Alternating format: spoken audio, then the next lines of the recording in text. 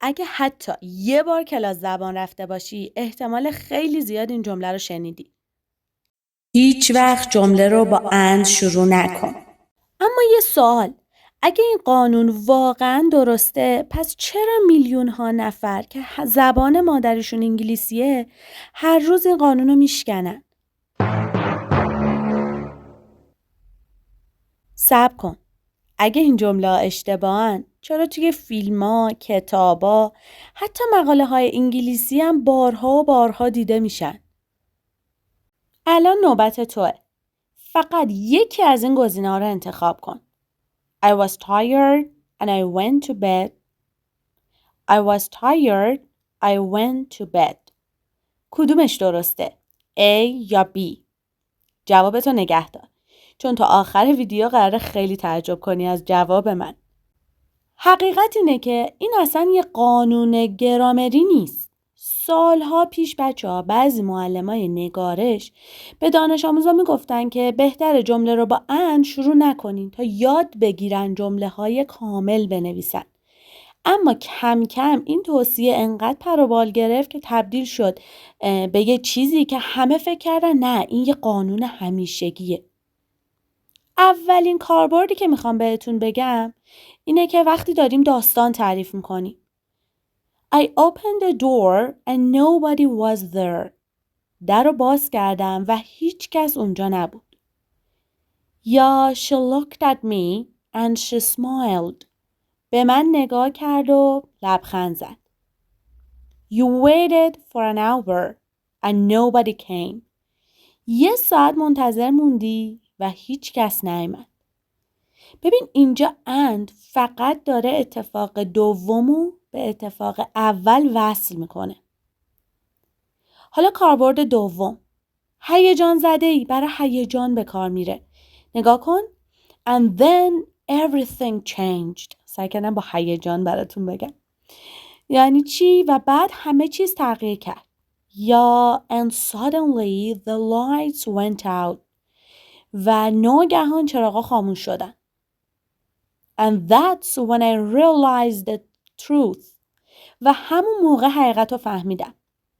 ببین نویسنده ها و فیلم ها خیلی از این ساختار استفاده میکنن. میدونی چرا؟ چون حس ادامه و هیجان میده به جمله. یه وقتیه میخوای تاکید کنی. مثلا بگی و این دقیقاً مشکله. And that's the problem. یا و به همین دلیل انگلیسی گیج کننده است. And this is why English is confusing. یا میخوای بگی که و این تازه همه ماجرا نیست. And that's not all. اما حالا صبر کن ببینم. این یعنی هر جمله رو میشه با and شروع کرد؟ نه. نگاه کن توی این مثالا. And my name is Ali. And I like pizza. And I have 2 sisters. چرا اینا درست نیست؟ چون and یعنی و. یعنی چی؟ یعنی باید یه ایده قبلش وجود داشته باشه. اگه هیچ جمله قبلش نباشه and عملاً چیزی برای وصل کردن نداره. یاد اول ویدیو ازت پرسیدم که کدوم جمله درسته؟ جواب هر دوشه. اما فرقشون تو اینه که جمله اول حس ادامه و ارتباط بیشتری بین 2 جمله ایجاد کرده و برای همین حالا مثلا میتونین از این استفاده بکنین. پس حواستون باشه استفاده از and در ابتدای جمله مخصوصا توی مکالمه، تو داستان نویسی، نمیدونم کتاب و خیلی از نوشته های غیر رسمی خیلی طبیعی و رایجه. فقط تو بعضی از نوشته های خیلی رسمی یا حالا سبکای چجوری بگم خاص نگارش ممکنه که نویسنده خب ترجیح بده که ازش استفاده نکنه.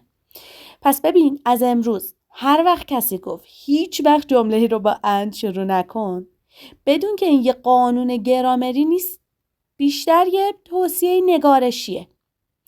و حالا یه سوال خیلی جالب براتون دارم برای قسمت بعد. اگه بگم جمله رو با because هم میشه شروع کرد، باورت میشه؟ توی این کانال تو فقط انگلیسی یاد نمیگیری، یاد میگیری چرا انگلیسی اینطوری کار میکنه.